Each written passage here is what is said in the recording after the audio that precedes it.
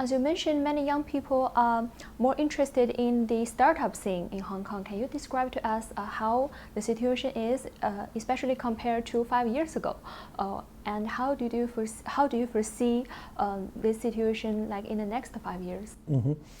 Well, certainly the startup scene in Hong Kong is going from strength to strength.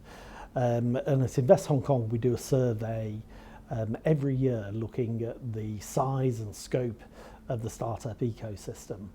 So even last year, in a really difficult year, the number of startups actually increased by just over 6%.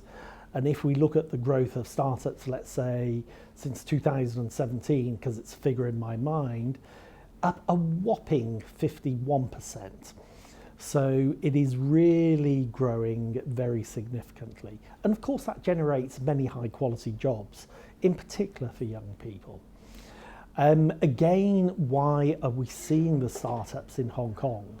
And it really relates to opportunity, the ability to fundraise in Hong Kong, the ability to find high quality talent here, and also the very supportive policy environment that has been put in place here in the city.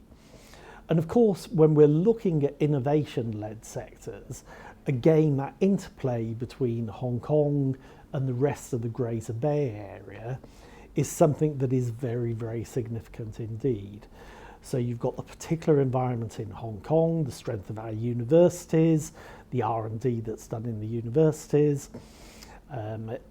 parks like the Hong Kong Science Park and Cyberport, providing great physical locations with programs for startups, but the scale of that innovation ecosystem in the entirety of the Greater Bay Area. What will it look like in 5 years? I think it will mirror the development of the Greater Bay Area. So if we look at some of the forecasts for the Greater Bay Area, currently it's probably the 11th or largest 12th largest economy in the world. Probably by 2030, it could be in the top 5 or 6 economies in the world. And I think the growth of the startup ecosystem will mirror that sort of growth.